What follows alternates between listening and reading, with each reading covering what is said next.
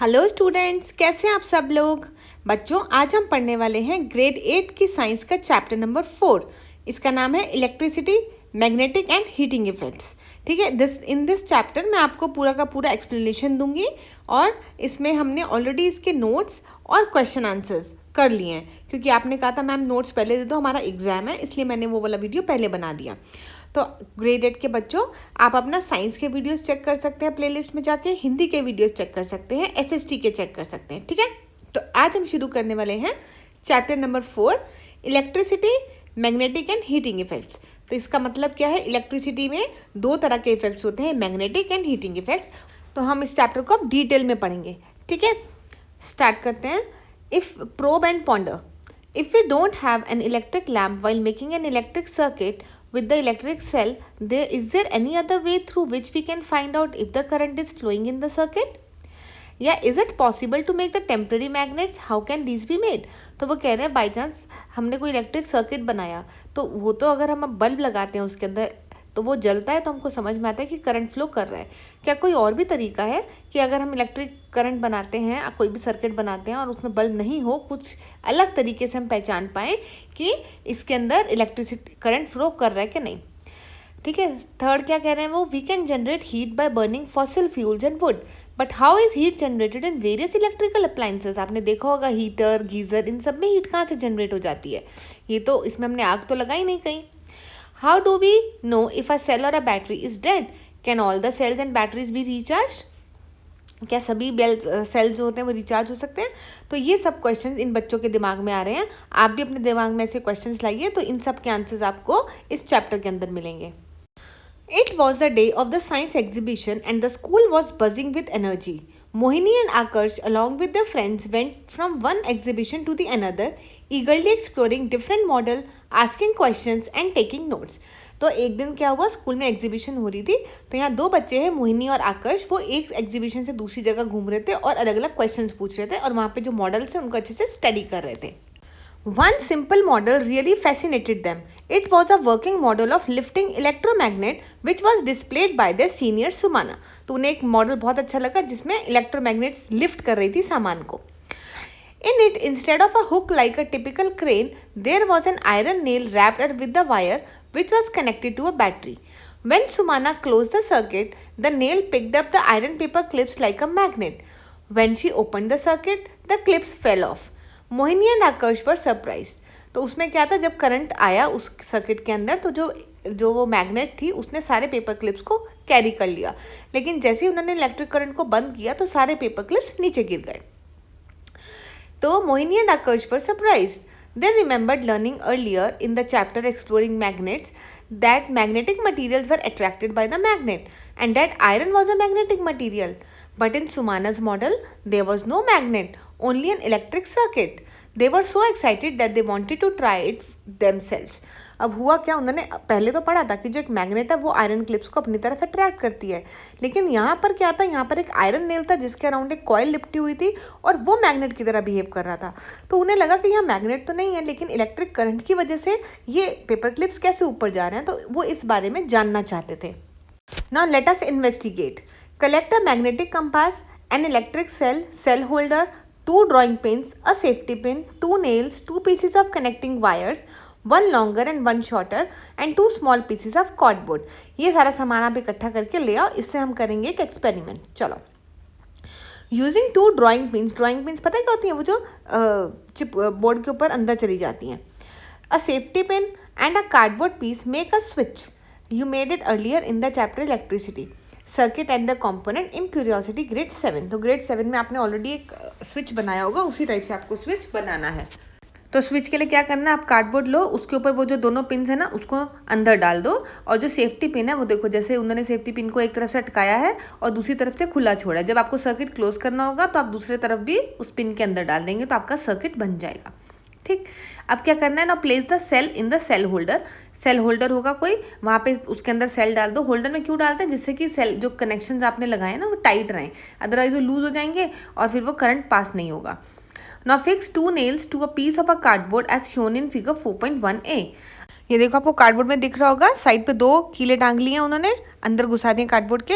अब उन्होंने क्या किया, जो आपकी लॉन्ग वायर थी ना, दोनों तरफ से कीलों के ऊपर लपेट दिया और देखो कैसे स्ट्रेच कर दिया, जैसे कपड़े सुखाने की रस्सी नहीं टांगते उस तरीके से, कि कार्डबोर्ड के ऊपर नीचे थोड़ी सी स्पेस रहे उसके। ठीक है, now attach one end of that wire to the cell holder and another end to the switch. तो एक एंड जो है वो आपने स्विच पे लगा दिया, दूसरा एंड आपने उसको सेल पे लगा दिया। Now connect the second wire between the cell holder and the switch. अब सेल होल्डर और स्विच को भी तो कनेक्ट करना है, तो जो छोटी वाली वायर है उससे आपने उन दोनों को कनेक्ट कर दिया। Place the magnetic compass beneath the wire between the 2 nails. अब ये दो कीले हैं, उसके नीचे स्पेस थी ना, उसके नीचे आप रख दो मैग्नेटिक कंपास। अब देखो जादू क्या होगा, जादू नहीं, आई मीन साइंस क्या आएगी इसमें। जब आप स्विच को क्लोज करेंगे, जब आपका पूरा सर्किट कंप्लीट होगा, तो जो है इलेक्ट्रिक करंट फ्लो करेगा। जब करंट फ्लो करेगा तो करंट के अंदर उसके मैग्नेटिक प्रॉपर्टी होती है, उस मैग्नेटिक प्रॉपर्टी की वजह से ये जो आपका नीचे मैग्नेटिक कंपास है उसकी नीडल डिफ्लेक्ट कर जाएगी। डिफ्लेक्ट का मतलब दूसरी डायरेक्शन में चली जाएगी। तो इससे पता चलता है, और वो मैग्नेटिक कंपास की नीडल तो मैग्नेट से ही पहले कर सकते थे ना हम उसको डिफ्लेक्ट। इसका मतलब है कि जो इलेक्ट्रिक करंट है उसके अंदर मैग्नेटिक प्रॉपर्टीज़ हैं जिसकी वजह से वो नीडल डिफ्लेक्ट कर रही है। Let's read. While watching the compass needle move the switch to on position to allow the electric current to flow through the wire. What do you observe? जब आपने उसको स्विच को ऑन किया तो आपने क्या ऑब्जर्व किया? Now again while watching the compass needle move the switch to off position. What do you observe this time?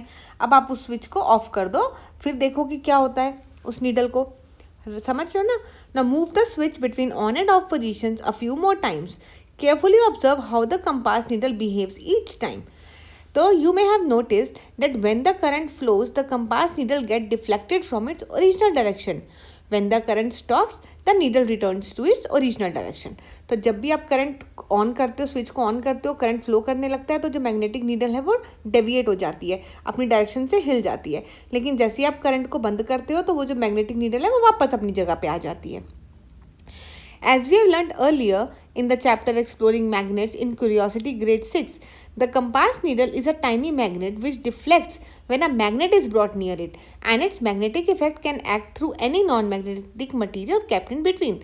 वो कह रहे हैं अगर आप इस कंपास नीडल, हमने पिछली बार भी एक्सपेरिमेंट किया था, अगर आप कंपास नीडल लेते हैं उसके बीच में कोई वुड का पीस रख देते हैं और उसके बाद फिर आप कोई मैग्नेट लेकर आते हैं, तब भी उस मैग्नेट का मैग्नेटिक इफेक्ट होता है और वो कंपास नीडल डिफ्लेक्ट कर जाती है।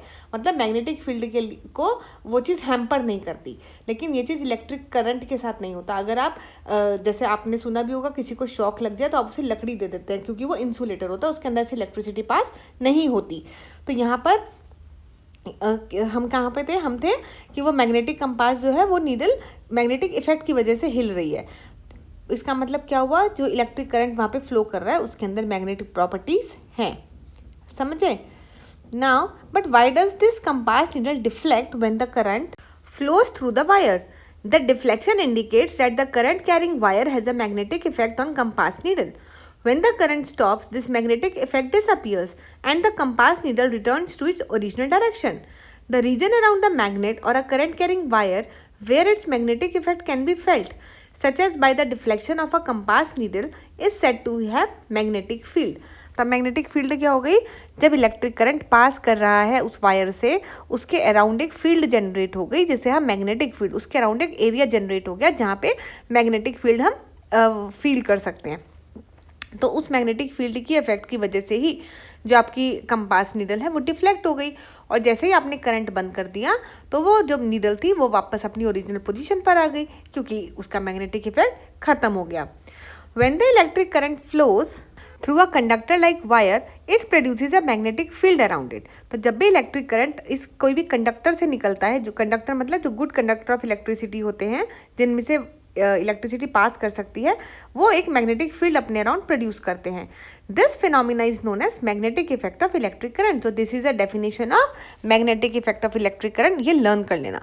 The magnetic field disappears when the current stops flowing. Now be like a scientist. You have just now made a same discovery which was made by scientist Hans Christian Ørsted in 1820. That is the discovery that electricity and magnetism are linked. तो आप भी scientist बन चुके हैं क्योंकि आपने भी वही डिस्कवर किया है जो साइंटिस्ट ने किया था, हंस ने, राइट? कि क्या किया था कि इलेक्ट्रिसिटी और जो मैग्नेटिज्म है वो लिंक्ड है, एक दूसरे से जुड़े हुए हैं। He was a professor at the university in Denmark. It is said that once, while giving a demonstration, he noticed that whenever an electric circuit was closed or opened, the needle of a magnetic compass lying nearby deflected. तो उन्होंने अचानक से discovery की थी. कैसे? उन्होंने देखा जब भी वो कभी इलेक्ट्रिक करंट को स्विच ऑफ कर रहे थे, स्विच ऑन कर रहे थे, तो जो उनके पास एक कंपास नीडल थी वो ना उसकी नीडल डिफ्लेक्ट करती रहती थी इधर से उधर. He investigated this, and when he was certain that an electric current indeed produced a magnetic field, he published his findings. तो जब उन्होंने इस चीज़ को इन्वेस्टिगेट किया, एक्सपेरिमेंट करके देखा, तब उन्हें पता लगा कि हाँ ये ट्रू है, इलेक्ट्रिक करंट के अंदर मैग्नेटिक प्रॉपर्टी होती हैं. This led to other scientists repeating this experiment to check if they also get the same result, and further investigating the connection between electricity and magnetism. तो इसके बाद बाकी scientist ने भी यही एक्सपेरिमेंट करना शुरू कर दिया ताकि वो देखें जो कि क्या सचमुच जब इलेक्ट्रिक करंट आपका फ्लो करता है तो उसके मैग्नेटिक प्रॉपर्टीज हैं या नहीं. चलो आगे चलते हैं. The magnetic effect of electric current has many practical application such as in devices like electromagnets, electric bells, motors, fans, loud speakers and more. So जो मैग्नेटिक इफेक्ट है ना इलेक्ट्रिक करंट का, वो आजकल के डेली यूज़ की items में भी इस्तेमाल किया जाता है. किसमें?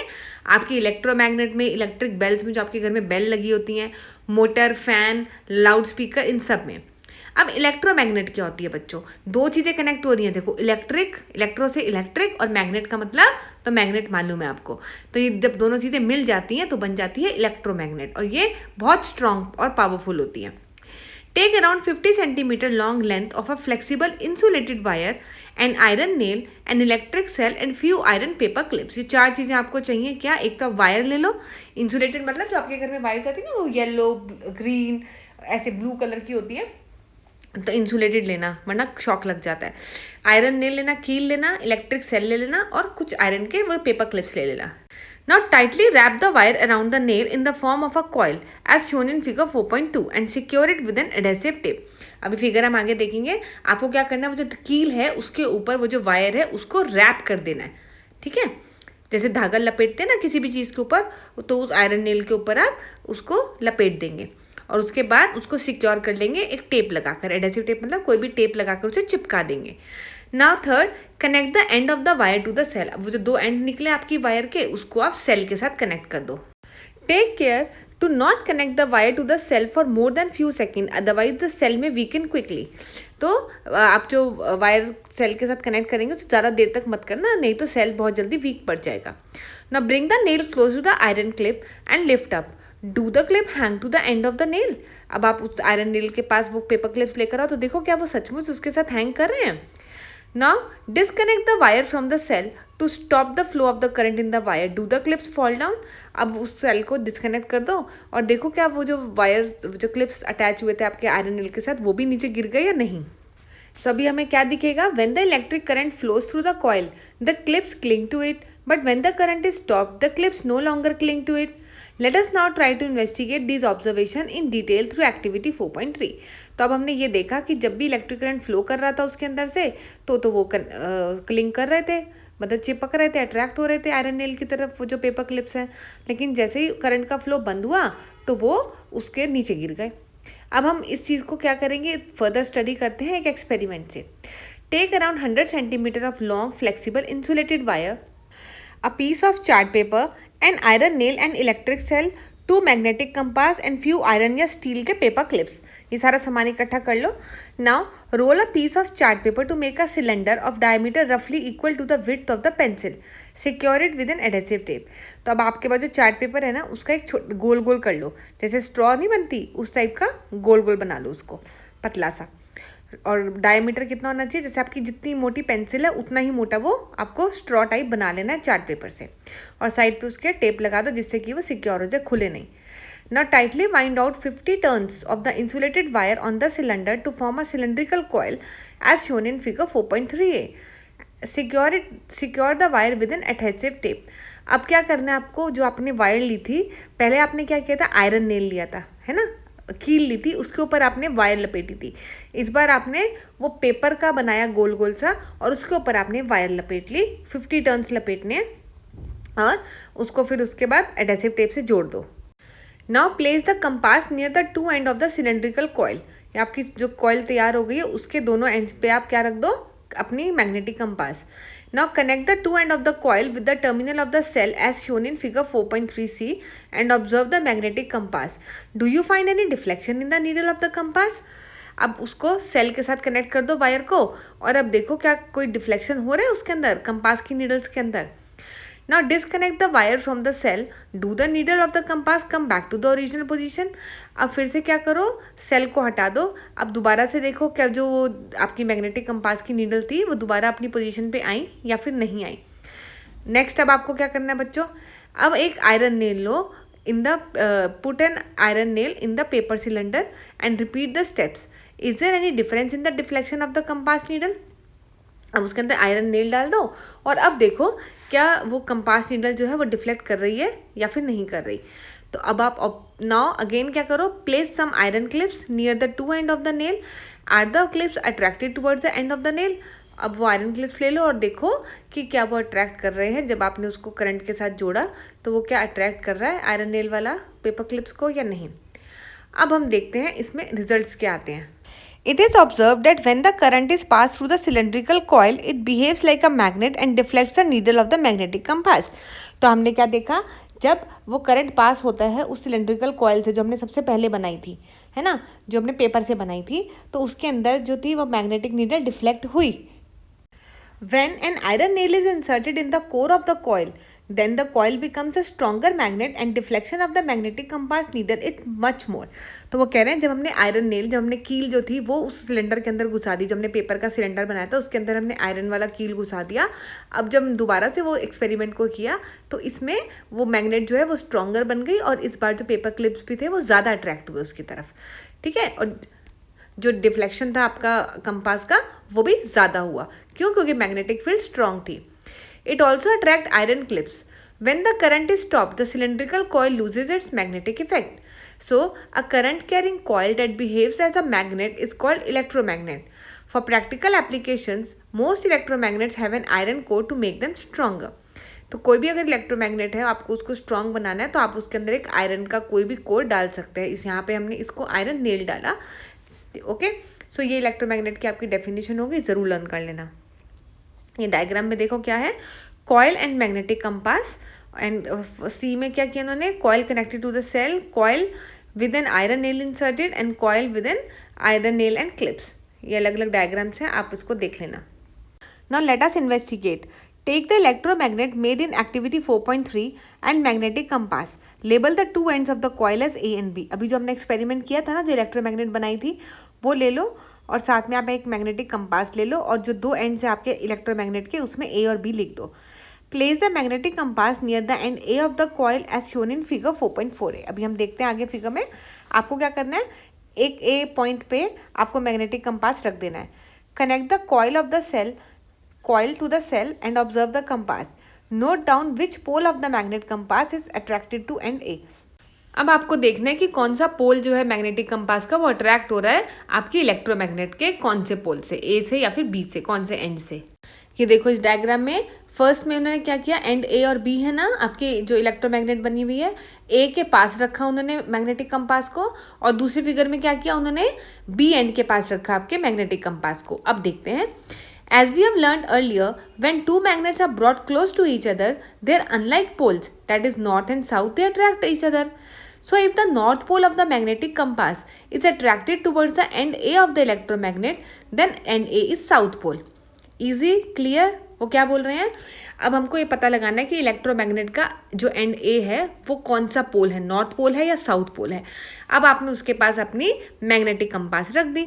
अब अगर वो जो नीडल है वो ए एंड की तरफ अट्रैक्ट होके जा रही है, उसकी तरफ डिफ्लेक्ट हो रही है, तो आप कह सकते हैं मैग्नेट में क्या होता है, जो अनलाइक पोल्स होते हैं वो ही अट्रैक्ट करते हैं. तो मान लो मैग्नेटिक कंपास जो है उसका नॉर्थ पोल जो है वो आपके इलेक्ट्रोमैग्नेट के ए एंड से अट्रैक्ट हो रहा है. इसका मतलब जो इलेक्ट्रोमैग्नेट का ए एंड है वो कौन सा पोल हो गया, साउथ पोल. इसी तरह से अपोजिट डायरेक्शन हो गया. Repeat this procedure to find out the polarity of the end B as well as.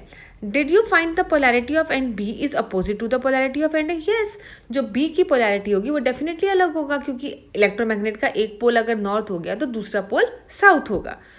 We learnt in grade 6 that a magnet has two poles. Just like a magnet, an electromagnet also has two poles, north and south. तो electromagnet के भी दो poles होते हैं, north and south. Clear हो गया अब आपको? चलो, now think like a scientist. Repeat the activity 4.3 with 2 and 4 cells with the same coil, 2 cells but different number of the turns in the coil. What do you observe? अब मैं आपको पहले short में बताती हूँ कि अगर आप एक सिंगल सेल यूज़ करते हैं तो उसकी जो पावर होगी वो थोड़ी कम होगी, 2 सेल यूज़ करेंगे तो पावर ज़्यादा होगी, तो आपकी जो इलेक्ट्रोमैग्नेट बनी है वो उतनी ही ज़्यादा पावरफुल होगी। अब अगर जो आप वायर लेते हैं और उसको आप आयरन नेल के ऊपर टर्न करते हैं, तो अगर आपने 2 या 3 टर्न लगाए तो उस इलेक्ट्रोमैग्नेट की जो पावर है वो कम होगी। लेकिन अगर आपने वो टर्न्स 10 से 12 या उससे ज़्यादा लगाए तो मतलब जितने ज़्यादा टर्न होंगे उतनी पावरफुल आपकी इलेक्ट्रोमैग्नेट बन जाएगी। ठीक है, अब हम इसको एक बार रीड करते हैं। A single cell provides only a small amount of current, so the magnetic field is weak. तो सिंगल सेल में पावर कम होगी, करंट कम होगा, मैग्नेटिक फील्ड कम होगी. As a result, the deflection of the compass needle is less and the coil can only attract few clips. तो magnetic field उतनी strong नहीं है, उसकी वजह से जो आपकी कंपास नीडल डिफ्लेक्ट होगी वो भी कम होगी और जो आयरन क्लिप्स उसके साथ अटैच होंगे वो भी कम होंगे. A battery with more cells gives larger current as compared to that with a single cell. तो अगर किसी बैटरी में ज़्यादा सेल्स हैं तो उसके अंदर करंट भी ज़्यादा होगा, मैग्नेटिक फील्ड भी ज़्यादा होगी, उसके साथ डिफ्लेक्शन भी ज़्यादा होगा नीडल का और पेपर क्लिप्स भी ज़्यादा अट्रैक्ट होंगे.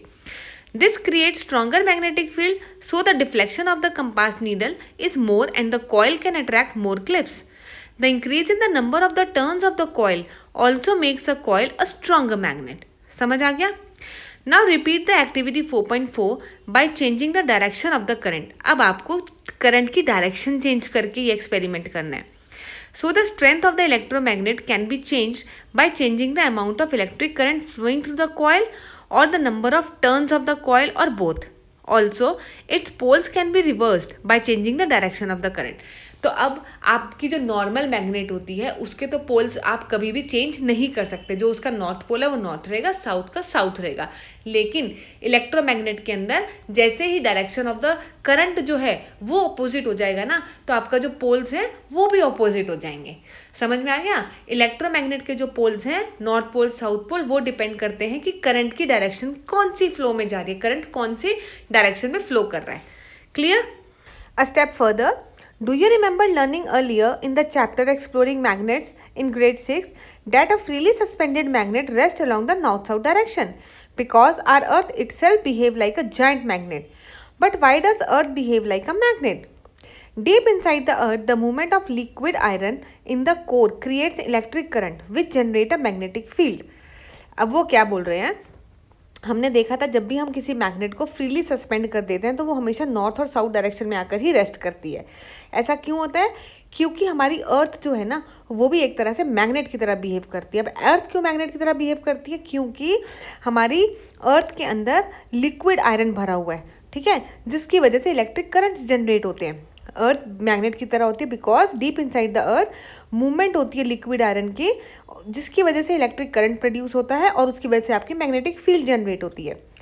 Many migratory birds, fish and animal use this fields to navigate across the continents and ocean. The earth's magnetic field also act as a shield blocking harmful particles from space and helps protect the life on the earth. तो जो अर्थ की magnetic field है वो एक shield की तरह भी act करती है, जो कि हार्मफुल पार्टिकल जो है ना स्पेस से वो हमारे अंदर यहाँ पे एंटर नहीं कर सकते और हमारी जो अर्थ के अंदर लाइफ है वो सेफ रहती है. तो ये क्वेश्चन भी पूछ सकते हैं, why earth behaves as a magnet. तो आप इसका आंसर बता सकते हैं. क्लियर? चलो ना, लिफ्टिंग इलेक्ट्रोमैग्नेट्स. लिफ्टिंग इलेक्ट्रोमैग्नेट्स मतलब इलेक्ट्रोमैग्नेट्स जहाँ हम इस्तेमाल करते हैं चीज़ें उठाने के लिए. Lifting electromagnets are strong electromagnets that may be hung to the cranes. The crane operator can control the magnet by switching the current on and off. तो जो बहुत स्ट्रॉन्ग इलेक्ट्रोमैग्नेट्स होती हैं वो हम क्रेन्स पे लगा देते हैं ताकि हम हैवी आयरन की जो मटेरियल्स हैं वो कैरी कर सकते हैं आसानी से. उसमें क्रेन ऑपरेटर को सिर्फ करंट के साथ ऑन एंड ऑफ करना है, कोई फोर्स या पावर नहीं लगानी, और आपकी इलेक्ट्रोमैग्नेट जो है वो बड़े बड़े आयरन बार्स या आयरन के सामान को उठा के साइड पर रख देगी. When the current is turned on, the electromagnet lifts the iron या steel objects When the current is switched off, magnetic field disappears and the objects are released. Lifting electromagnets are widely used in factories and scrapyards to move, lift and sort heavy metal item efficiently. मान लो कहीं पे बहुत कचरा पड़ा है लकड़ी का, iron का और प्लास्टिक का, तो उसके अंदर से अगर हमको सबको सेग्रीगेट करना है, मतलब सबको अलग अलग करना है, तो ये लिफ्टिंग इलेक्ट्रोमैग्नेट्स यूज़ करते हैं. वो सिर्फ आयरन की चीज़ें उठा के साइड पे रख देती है, फिर बाकी का आप अपने आप सॉर्ट कर सकते हैं. और बाकी अदर इंडस्ट्रीज़ में भी इस्तेमाल की जाती है आयरन को लिफ्ट करने के लिए, उसके आर्टिकल्स को उठाने के लिए. A step further, we have learned that when electric current flows through a conductor like wire, it produces a magnetic field around it. In higher grades, you will learn even more about this wonderful link between the electricity and magnetism, including the exciting idea that just as electricity can produce magnetism, a moving magnet can also lead to electric current.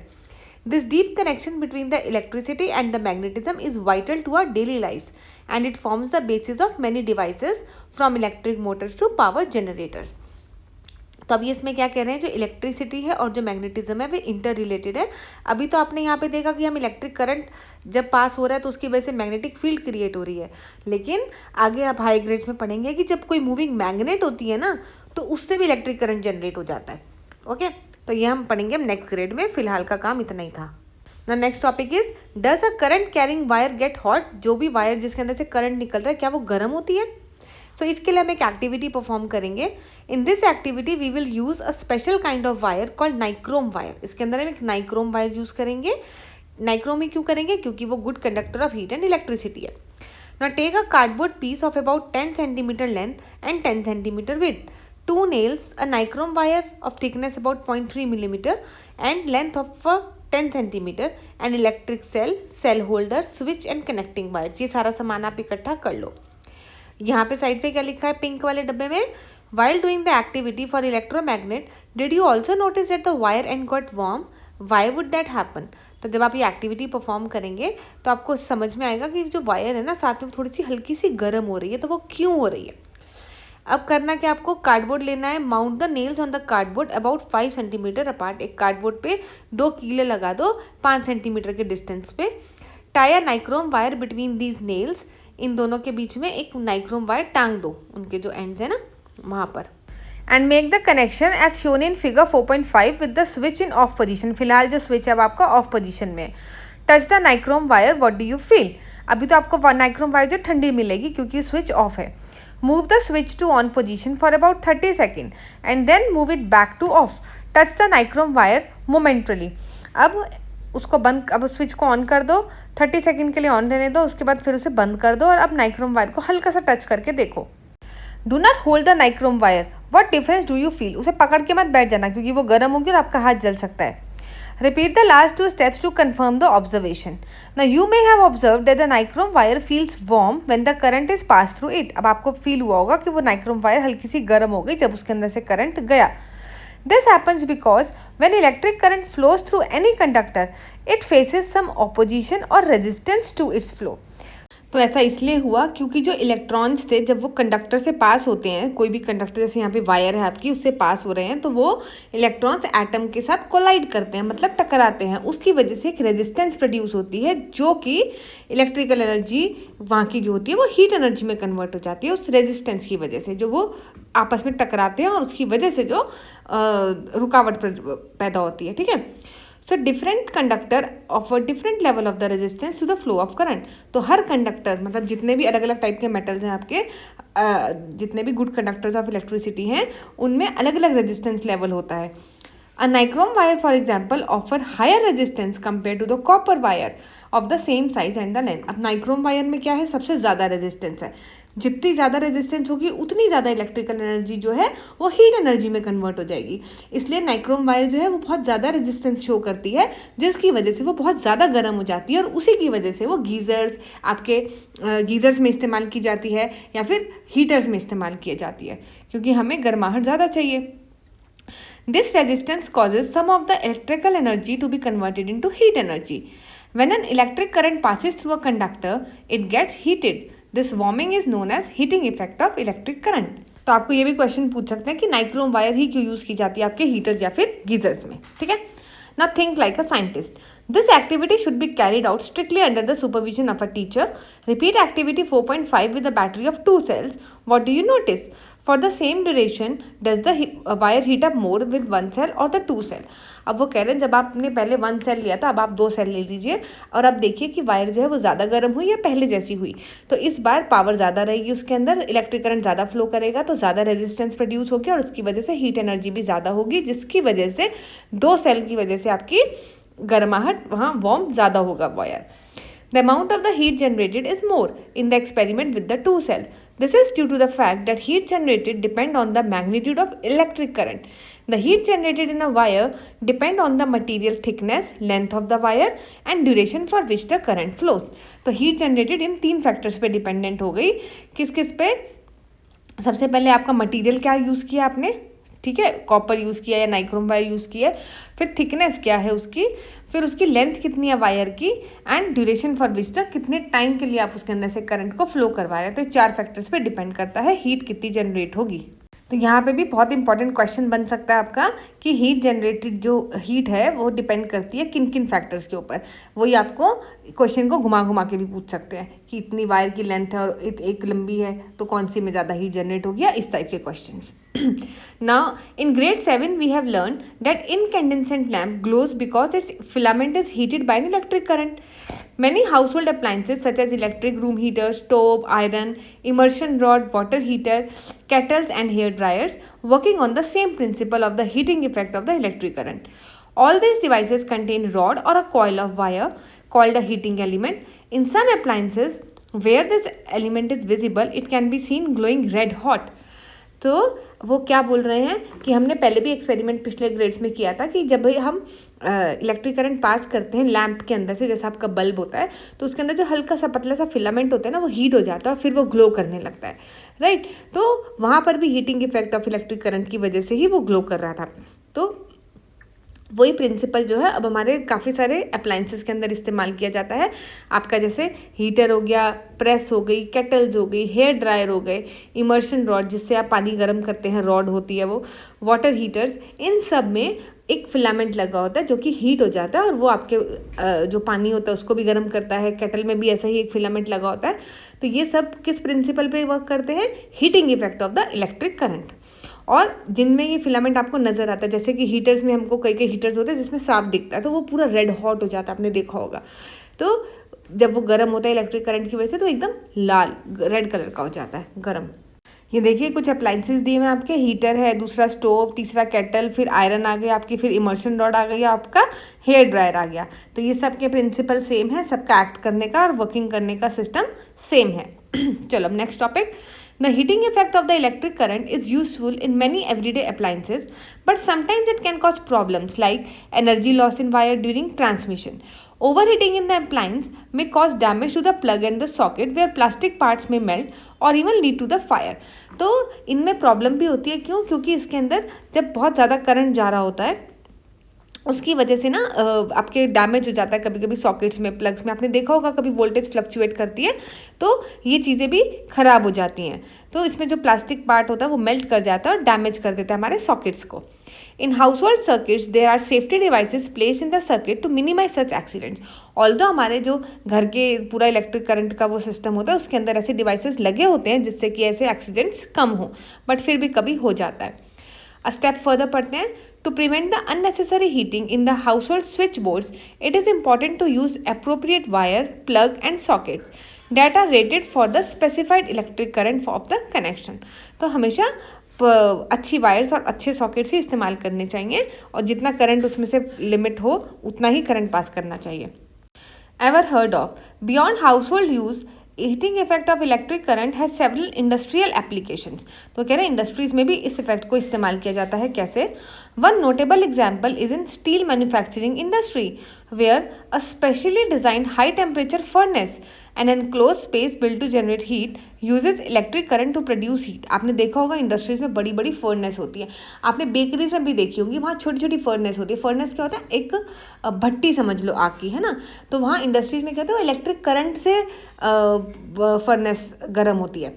भट्टी वगैरह में क्या होता है? वो तो आप लकड़ी या कोल वगैरह ऐसा जला के उसको गर्म रखते हैं। Okay, So this is used to melt and recycle scrap steel converted into usable steel. तो जितना भी स्क्रैप का स्टील का सामान होता है, स्क्रैप मतलब जो भंगार होता है, ऐसे ही वेस्ट मटेरियल होता है, उसको सबको पिघला के उसको रिसाइकल किया जाता है। तो वो जो फर्नेस होती है ना, एकदम हॉट उसका इतना टेम्परेचर होता है, उसके अंदर जाकर उसको गर्म किया जाता है। चलो अब ये क्या कह रहे हैं, the portable sources of electricity such as cell and batteries are so fascinating, using these we could light up small lamp, make a magnet and heat up a wire. Yes, जो पोर्टेबल सोर्सेज होते हैं, छोटी छोटी batteries, उनको हम इस्तेमाल करके कुछ भी जला सकते हैं। Yes, but have you ever wondered what is inside these cell and batteries that produce electricity? तो वो बोल रहा है दूसरा बच्चा कि कभी तुमने सोचा है कि ये सेल और बैटरीज वर्क कैसे करते हैं, इनके अंदर ऐसा क्या चीज़ होती है जिससे कि इलेक्ट्रिसिटी प्रोड्यूस हो जाती है। तो आपने कभी सोचा है कि आपके घर में सेल्स तो रोज़ यूज़ करते हैं, तो क्या होता है, आइए देखते हैं। How does a battery generate electricity. जो आपके घर में सेल्स आते हैं, छोटे छोटे पेंसिल सेल्स आते हैं, है ना, लेकर आते हैं, आप घड़ियों में लगाते हैं, रिमोट में लगाते हैं, तो उसके अंदर फंक्शन कैसे करते हैं वो लोग। तो इनको सबसे पहले हम पढ़ेंगे वोल्टिक सेल के बारे में। जो हम घरों में यूज़ करते हैं वो ड्राई सेल्स होते हैं। पहले हम पढ़ेंगे वोल्टिक सेल, जिसे हम गैल्वेनिक सेल भी कहते हैं। इनके अंदर और ड्राई सेल के अंदर डिफरेंस क्या होता है, ड्राई सेल के अंदर जो लिक्विड होता है ना, वो लिक्विड की फॉर्म में नहीं, पेस्ट की फॉर्म में होता है। जो वोल्टिक या गैल्वेनिक सेल्स होते हैं, उनके अंदर इलेक्ट्रोलाइट लिक्विड की फॉर्म में होता है। So a voltaic cell also known as galvanic cell, it is shown in figure 4.7। तो पहले मैं आपको फिगर समझाती हूँ, फिर हम रीड करेंगे। इसके अंदर इन्होंने कंटेनर लिया है और दो इलेक्ट्रोड्स डाले हैं। जो दो इलेक्ट्रोड्स हैं, ये इलेक्ट्रोड 1 और इलेक्ट्रोड 2, ये दोनों अलग अलग मेटल्स के होंगे। यहाँ पर उन्होंने किसका लिया है, मानो जिंक का और कॉपर का हमने ले लिए दो इलेक्ट्रोड्स। अब क्या करेंगे, हम इसके अंदर एक इलेक्ट्रोलाइट लेंगे। इलेक्ट्रोलाइट क्या सॉल्यूशन है, जिसके अंदर से जो अलाउ करेगा अपने अंदर से करंट को फ्लो करने के लिए। फिर ऊपर इन्होंने दोनों को एक वायर से कनेक्ट कर दिया, कनेक्टिंग वायर से दोनों इलेक्ट्रोड्स को, और बीच में एक इलेक्ट्रिक लैम्प जला लिया, जिससे कि हमें भी तो समझ में आए कि करंट पास हो रहा है या नहीं हो रहा। अब इसमें रिएक्शन कैसे होता है, देखो। जो करंट है ना, वो हमेशा पॉजिटिव से नेगेटिव टर्मिनल की तरफ जाता है। आपको दिख रहा है, एक इलेक्ट्रोड पॉजिटिव है, दूसरा इलेक्ट्रोड जो है नेगेटिव है, तो पॉजिटिव से नेगेटिव की तरफ करंट जाएगा। अब रीड करते हैं इसको। It contain 2 metal plates made up of different material and a liquid called electrolyte placed in a glass और अ प्लास्टिक कंटेनर। ग्लास या प्लास्टिक कंटेनर है, 2 इलेक्ट्रोड्स हैं, मेटल प्लेट्स जिसे आप बोलते हैं, डिफरेंट मटेरियल्स की हैं, एंड लिक्विड है जिसको हम इलेक्ट्रोलाइट बोलते हैं। The plates called electrodes are partly dipped in the electrolyte. तो ये जो आपके 2 रॉड्स हैं वो आधे डिप होंगे इलेक्ट्रोलाइट में, मतलब पार्टली, पूरा का पूरा डिप नहीं करना उसको। और इलेक्ट्रोलाइट क्या होता है आपका, it is usually a weak acid या फिर सॉल्ट सॉल्यूशन होता है। चलो आगे चलते हैं। A chemical reaction between these plates and the electrolyte produce the electricity. तो अब केमिकल रिएक्शन होता है किसके अंदर, आपके जो इलेक्ट्रोड्स हैं और जो इलेक्ट्रोलाइट है उसके अंदर केमिकल रिएक्शन होता है, जिसकी वजह से इलेक्ट्रिसिटी प्रोड्यूस होती है। और बच्चों, जो यहाँ पे रिएक्शन होता है उसको हम कहते हैं रिडॉक्स रिएक्शन।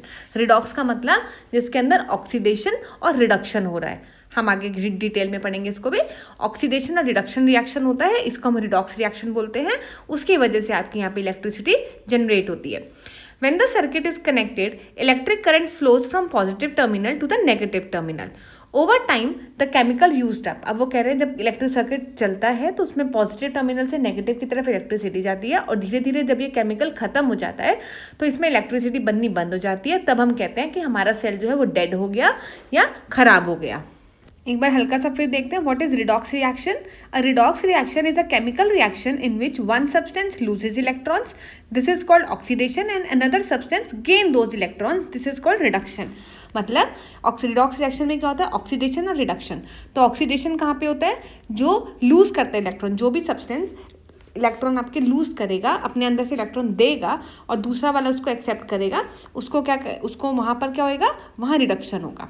ठीक है, तो ये रिडॉक्स रिएक्शन होता है। अब voltaic cell is a device that uses a redox reaction to produce electrical energy. तो वोल्टेक सेल में रिडॉक्स रिएक्शन ही यूज किया जाता है इलेक्ट्रिकल एनर्जी प्रोड्यूस करने के लिए। It has 2 different metal electrodes placed in the respective solution and they are connected by a wire which is called as salt bridge. अगर कोई आपको वोल्टेक सेल के बारे में पूछेगा तो आप इतना नोट लिख सकते हैं, फिर उसमें इंपॉर्टेंट पॉइंट्स भी लिख सकते हैं।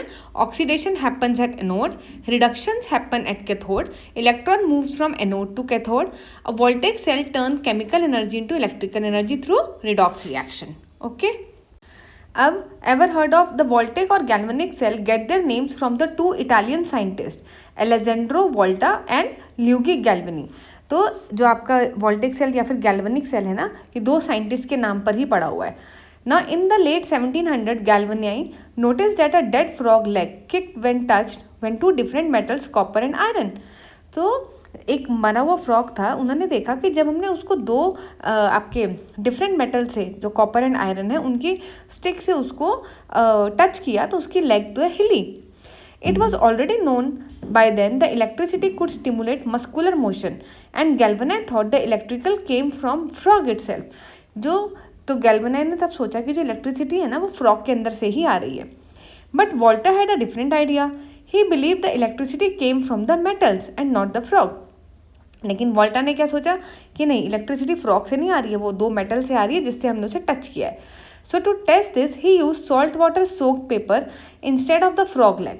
अब फ्रॉग को छोड़कर उन्होंने क्या किया, सॉल्ट वाटर के अंदर एक पेपर सोक किया और उससे वो इलेक्ट्रोलाइट की तरह उसने बिहेव किया, तो उन्हें फिर इलेक्ट्रिक करंट लगा। This showed that it was a combination of metal and liquid that generated electric current leading to the invention of the first battery। तो इस तरीके से फर्स्ट बैटरी का इन्वेंशन हुआ। तो this is how first battery was invented. तो आप पूरा का पूरा शॉर्ट नोट आ सकता है इसके ऊपर, आप लिखेंगे the first battery was invented by these 2 scientist and उन्होंने फ्रॉग लेग पे पहले टेस्ट किया, उसके बाद उन्हें लगा कि शायद ये इलेक्ट्रिसिटी जो है फ्रॉग लेग से आ रही है, बट उसके बाद उन्होंने एक सॉल्यूशन पेपर लिया जिसके अंदर सॉल्ट सॉल्यूशन में सोक करके फिर उससे टच कराया अपना कॉपर एंड आयरन की रॉड्स को, फिर उन्हें पता लगा कि करंट दोबारा से इलेक्ट्रिसिटी प्रोड्यूस हुई है। तब उन्होंने कहा कि yes, when the combination of the metal and the liquid is there it generates electricity. ठीक है, इस तरीके से आपकी फर्स्ट बैटरी इन्वेंट हुई। चलो नाउ एक्टिविटी करेंगे हम, लेट अस कंस्ट्रक्ट। तो पहले मैं आपको समझा देती हूँ फिर रीड करेंगे। आपको 5 to 6 लेमन ले लेने हैं, नींबू रहते हैं। अब एक एक नींबू ऊपर ऊपर से थोड़ा थोड़ा उन्हें कट कर दो। अब एक एक नींबू में आप एक कील डालो आयरन वाली जो है आपके पास, और एक डालो आपने जो कॉपर वायर या कॉपर स्ट्रिप ली है उनको थोड़ा दूर दूर लगाओ। ऐसे 5 नींबू के अंदर आप एक कॉपर स्ट्रिप, एक आयरन नेल, एक कॉपर स्ट्रिप, एक आयरन नेल ऐसे लगा दोगे। अब इन सबको आप कनेक्ट कर दोगे कनेक्टिंग वायर से। अब जो कनेक्टिंग वायर है ना उसको एलईडी बल्ब के साथ कर देना। एलईडी लैंप होता है ना, अब एलईडी लैंप की क्या क्वालिटी होती है वो हमने पहले पढ़ी थी, नहीं याद तो मैं रिवाइज कराती हूँ। एलईडी का जो लंबा वाला वायर होता है उसको पॉजिटिव टर्मिनल कहते हैं, वो कनेक्ट होना चाहिए आपका positive terminal of the battery के साथ। और जो एलईडी का छोटा वायर होता है उसको हम नेगेटिव टर्मिनल कहते हैं, उसको negative terminal of the battery के साथ कनेक्ट होना चाहिए, तभी एलईडी जलेगा। आपका जो इनकैंडेसेंट लैंप होता है नॉर्मल वाला, उसको कहीं से भी कनेक्ट कर दो वो जल जाता है, उसमें पॉजिटिव नेगेटिव का कोई चक्कर नहीं होता, लेकिन एलईडी में होता है। तो अब आपको क्या करना है, आपने एलईडी लगा दिया। अब आप देखो क्या आपका एलईडी जो लैंप है वो ग्लो कर रहा है कि नहीं। अगर तो वो ग्लो कर रहा है इसका मतलब जो आपने सेल बनाया ना ये वर्क कर रहा है। अगर वो ग्लो नहीं कर रहा इसका मतलब आपने कनेक्शन उल्टा करके देखना है, तो वो ग्लो कर जाएगा, क्योंकि एलईडी की प्रॉब्लम होती है वो मैंने जो बताई, पॉजिटिव को पॉजिटिव के साथ। इसके अंदर अब कैसे ये सेल बना आपका, ये जो आपका नींबू है, नींबू का रस, वो इलेक्ट्रोलाइट की तरह वर्क किया। और जो आपने 2 स्ट्रिप्स डाले इसके अंदर, एक आयरन नेल डाला एक कॉपर डाला, ये दोनों इलेक्ट्रोड्स की तरह काम किया। यहाँ पे रिडक्शन और ऑक्सीडेशन रिएक्शन हुआ, मतलब केमिकल रिएक्शन हुआ, जिसकी वजह से करंट जनरेट हुआ और आपके बल्ब जल गया। अब हम रीड करते हैं। Take 5 to 6 juicy lemon, copper wire strip and iron nail. Also take 1 LED and some connecting wire. Insert the copper wire and the iron nail in one of the lemon, keeping them apart by a small distance as shown in the figure. Repeat the step for all the lemons. Join the copper wires and the nail as shown in the figure. ये देखो यहाँ पे copper wire और nail सबको इन्होंने join कर दिया। Now connect LED between the copper wire of the first lemon and iron nail of the last lemon using the connecting wire. What do you observe? Does the LED glow? अब आपको क्या करना है, वो जो एक नींबू का तो आपको आयरन नेल लेना और एक नींबू का आपको कॉपर वायर लेना, उन दोनों से कनेक्ट करना है एलईडी बल्ब को। अगर LED bulb does not glow then reverse the connection. Does the LED glow now? एक ना एक कनेक्शन में जरूर ग्लो कर जाएगा। Remember that we have learned earlier that the current can pass through LED only when the positive terminal, that is longer wire of LED, is connected to the positive terminal of the battery, and negative terminal, that is shorter wire of the LED, is connected to the negative terminal of the battery. A glowing LED indicates that your cell is working. In this cell, the metal electrodes are the copper wire and iron nails. The electrolyte is a lemon juice which helps conduct electricity. You may also use salt solution instead of lemon juice. अगर आपको lemon juice use नहीं करना तो आप salt solution भी use कर सकते हैं। ये डायग्राम में आपको ज़्यादा अच्छे से क्लियर हो रहा है। जो इन्होंने बनाया है, लेमन है, फिर एक कॉपर स्ट्रिप है, फिर एक आयरन नेल है, और सबको कनेक्ट किया है और फिर उन्होंने इसको एलईडी के साथ कनेक्ट किया है। अब इसमें एक एनोड होता है, कैथोड होता है, ऑक्सीडेशन रिडक्शन, ये सब रिएक्शन होते हैं, ये हम बाद में पढ़ेंगे, ठीक है। Now a step further, some common metal pairs for voltaic cell and are zinc copper, zinc silver, aluminium copper, iron copper, magnesium copper and lead copper. Some metal like copper act as positive electrodes. अब वो आपको बता रहे हैं कौन सा positive electron की तरफ वर्क करता है, कौन सा नेगेटिव कहाँ। तो वो कह रहे हैं जो कॉमन मेटल पेयर्स होते हैं ना, जो वोल्टेक सेल में होते हैं, वो ये सब के होते हैं, ठीक है। जिंक कॉपर के मिल जाएंगे, zinc silver, aluminium copper, iron copper. So अब जो सब कुछ मेटल्स होते हैं जैसे copper, they act as a positive electrodes, yet some other metal like zinc act as a negative electrode. This is due to their chemical properties. We can learn more about this in higher grades. इसको हम higher grades में पढ़ने के लिए छोड़ देते हैं। Now we will read about the most interesting topic, that is dry cell. अब देख रहे हैं आप ये ड्राई सेल, जो आपके घरों में भी बैटरीज आप इस्तेमाल करते हैं, कार्स में जलती हैं, आपकी जो टॉय वाली कार होती है, क्लॉक्स में डलती हैं, टॉर्चेज में डलती हैं। तो ये होता क्या है, कभी किसी ने सोचा नहीं होगा, तो आज सोचो। देखो, ये जो ड्राई सेल है ना, इसके अंदर एक तो आपकी बाहर का कंटेनर है, ठीक है, उसको बोलते हैं जिंक कंटेनर, ठीक है। इसके अंदर भी 2 इलेक्ट्रोड्स होते हैं। इसके अंदर इलेक्ट्रोड्स कैसे होते हैं बेटा, जो बाहर का कंटेनर है वो एक इलेक्ट्रोड की तरह एक्ट करता है, जो कि जिंक कंटेनर है। उसके अंदर फिर एक कार्बन की रॉड डली होती है, जो ब्लैक कलर की आपको रॉड दिख रही है, ये रॉड जो है वो दूसरा इलेक्ट्रोड की तरह काम करती है। तो 2 इलेक्ट्रोड हो गए, और अब हमें चाहिए इलेक्ट्रोलाइट। तो इलेक्ट्रोलाइट जो है, इसके अंदर एक पेस्ट की फॉर्म में सॉल्यूशन भरा होता है, जिसको हम कहते हैं इलेक्ट्रोलाइट। और ऊपर इसको बंद कर दिया कार्बन रॉड को एक मेटल कैप से, जिससे कि लिक्विड वगैरह कोई भी बाहर ना आ सके, ठीक। ये बन गया आपका ड्राई सेल, और बाहर से इसको अच्छी सी कवरिंग दे दी, स्टिकर लगा दिया, आपको नहीं पता इसके अंदर क्या है।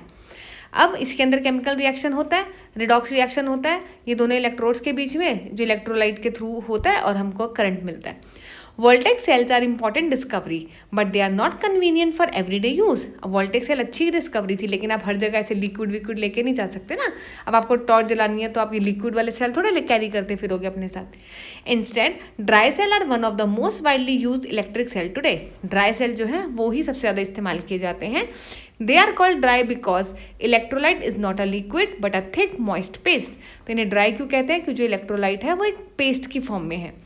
The structure of a dry cell is shown in figure 4.9। मैंने आपको अभी पूरा डिस्कस किया है। It consist of a zinc container which act as a negative terminal. तो आपका जो जिंक है ना, इसके अंदर नेगेटिव टर्मिनल की तरह एक्ट करता है, ठीक है। और आपका जो कार्बन रॉड है in the centre which is covered with the metal cap that act as a positive terminal. तो वो जो कार्बन रॉड है वो पॉजिटिव टर्मिनल की तरह एक्ट करती है। अब आपको समझ में आया कि एक तरफ बैटरी का पॉजिटिव लिखा रहता है, एक तरफ नेगेटिव। तो जो ऊपर से मेटल कैप दिखती है आपको, वो पॉजिटिव टर्मिनल होता है। क्यों? क्योंकि वो कार्बन वाली रॉड होती है। और जो दूसरा जिंक का कंटेनर है, उसके पीछे लिखा रहता है नेगेटिव, तो वो जिंक जो हो गया आपका नेगेटिव टर्मिनल हो गया। The carbon rod is surrounded by paste like electrode. Carbon rod के अराउंड क्या होती है, इलेक्ट्रोलाइट वाला paste. The dry cell is a single use cell, meaning once it is used up it has to be disposed of for several after several application. Rechargeable batteries are increasingly use nowadays. वो कह रहे हैं dry cell में भी एक कमी थी क्या, कि वो यूज होके खत्म हो जाता था, फिर उसे फेंक दो। तो इसके बाद आई रिचार्जेबल बैटरीज, जो कि कन्वीनियंट भी थी, ड्राई सेल की तरह इजी भी थी कैरी करना, और इसको हम रिचार्ज भी कर सकते थे। Now we will read about the rechargeable batteries. Rechargeable batteries can be recharge and reused multiple times. This prevent wastage and saves money over time as well. तो इससे वेस्टेज भी एक तो कम होती है, दूसरा हमारा मनी भी सेव होता है। हम सिर्फ रिचार्ज करते हैं और उसको दोबारा इस्तेमाल कर लेते हैं। तो रिचार्जेबल बैटरीज कहाँ कहाँ पे मिलती हैं आपको, जो आपके लैपटॉप्स हैं, आपके मोबाइल फ़ोन्स हैं, इनके अंदर होती है। अब ये देखो लिखा है इन्होंने, type rechargeable batteries used in laptop, mobile phones, camera, inverter, vehicles, charging a mobile phone. वहाँ पे मोबाइल फ़ोन चार्ज हो रहा है फिगर में। Now there are many different kind of rechargeable batteries that are use for different application. तो different kind of rechargeable batteries आती हैं that are use for different application, different devices में। From small batteries used in the watches and the phone to the batteries used in laptop and tablets to bigger batteries that run inverter और drive electric vehicles। तो छोटी छोटी battery देखी होंगी आपने गोल गोल सी, वो आपकी वॉचेस वगैरह में होती है छोटी सी। फिर जो उससे बड़ी बड़ी आती हैं वो आपके मोबाइल, लैपटॉप, इन सब में आ गई। जो उससे भी बड़ी आती हैं, आजकल तो इलेक्ट्रिक कार्स भी आ रही हैं, उनके अंदर जो इलेक्ट्रिक व्हीकल्स वगैरह होते हैं, इन्वर्टर्स होते हैं, उनके अंदर बड़ी बैटरीज लगती हैं। However, rechargeable batteries also do not last forever. After being charged and used many times, they slowly wear out. तो रिचार्जेबल बैटरीज ये भी नहीं है कि हमेशा लाइफ टाइम यूज़ करते रहो, बट हाँ उसको बहुत टाइम के बाद वो वियर एंड टियर होना उनमें भी शुरू हो जाता है. सो पिंक वाले बॉक्स को पढ़ते हैं. Oh, so this is the reason why after a year or a 2 the phone battery require charging more often. तो आपने देखा होगा धीरे धीरे मोबाइल जो होती हैं आपकी उसकी बैटरीज ना वीक पड़ने लगती हैं. पहले अगर आप 10 मिनट में मोबाइल चार्ज करते थे तो आपको 50 to 60% हो जाता था, लेकिन उसके बाद अगर आप 20 से 25 मिनट तक करते हैं तब वो जाके 50 to 60% होता है. तो धीरे धीरे जो बैटरी होती है वो रिचार्ज होना देर से शुरू करती है, मतलब वियर एंड टियर हो जाता है उसका. A step further, today the lithium ion battery is the most common type of rechargeable battery. तो lithium ion जो बैटरी है वो हमारी rechargeable बैटरी है. It is found in almost all the devices that use batteries. तो जितने भी आपके devices हैं ना जहाँ rechargeable batteries लगती हैं वो lithium ion ही होती है most of the time. These batteries rely on special metal like lithium and cobalt which are mined and processed in limited parts of the world. तो वो कह रहे हैं इनमें दो metal use होते हैं lithium and cobalt, वो बहुत ही कम पार्ट्स में वो मिलते हैं. Because of this, countries are now racing to secure supplies, recycle old batteries and develop new technologies. इसी की वजह से क्योंकि उनकी सप्लाई बहुत कम है तो लोग जो हैं वो दूसरी टेक्नोलॉजीज यूज़ करना चाह रहे हैं और जो ओल्ड बैटरीज उनको रिसाइकल करने की कोशिश की जा रही है.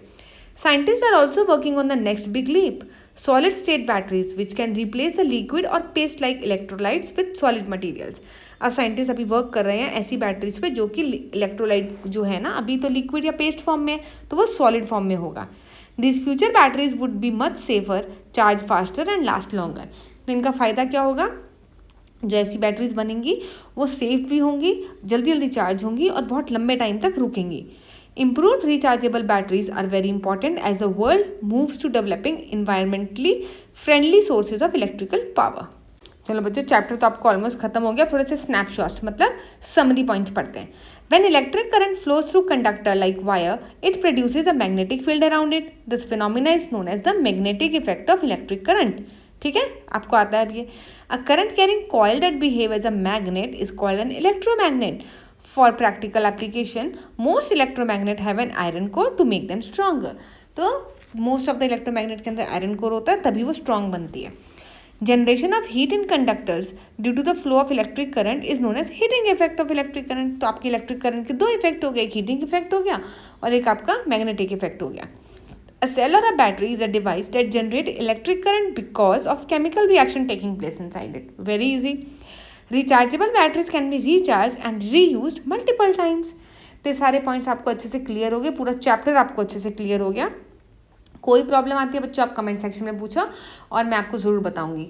ठीक है, बहुत सारे बच्चे कहते हैं मैम मेरा कमेंट पिन करो, मेरा कमेंट पिन करो. पिन तो मैं कर दूंगी, कोई प्रॉब्लम नहीं है, लेकिन आप कोई अच्छे कमेंट किया करो, कोई नॉलेजेबल. ठीक है, ऐसे ही बस मैम मेरा पिन कर दो, हाय हेलो कर दिया, ऐसा नहीं होता ना. तो प्लेलिस्ट में देखना इसके क्वेश्चन आंसर्स भी हो गए हैं, इसके मैंने आपको नोट्स भी प्रोवाइड कर दिए हैं. अब मैं बाद में इसके एक्स्ट्रा क्वेश्चन MCQs आपको दे दूंगी, एग्जाम में रिवीजन करने में प्रॉब्लम नहीं होगी. ओके, आप चैनल को सब्सक्राइब ज़रूर कर लेना. जितने भी बच्चे देखते हैं ना ज़रूर सब्सक्राइब करो ताकि आपको सारे वीडियोस मिले. मेरा एम सिर्फ इतना बच्चों कि तुमको अच्छे से मैं पढ़ा पाऊँ, तुम्हारे सारे कंसेप्ट क्लियर हो जाएं, क्योंकि 8 जो होती है आपकी बेस होती है क्लास. यहाँ से अगर आपने कंसेप्ट बिल्ड करने शुरू कर दिए ना तो आपको 9th 10th 11th 12th में कोई परेशानी नहीं आएगी और आपके कॉम्पिटिटिव एग्जाम्स की भी तैयारी इधर से ही शुरू हो जाती है. वो कोई अलग नहीं पढ़ाते हैं, यही सब पढ़ाते हैं. तो आपको अभी से अपना बेस मजबूत करना है. अपने फ्रेंड्स के साथ भी शेयर करो और तब तक take care, stay aware, bye bye.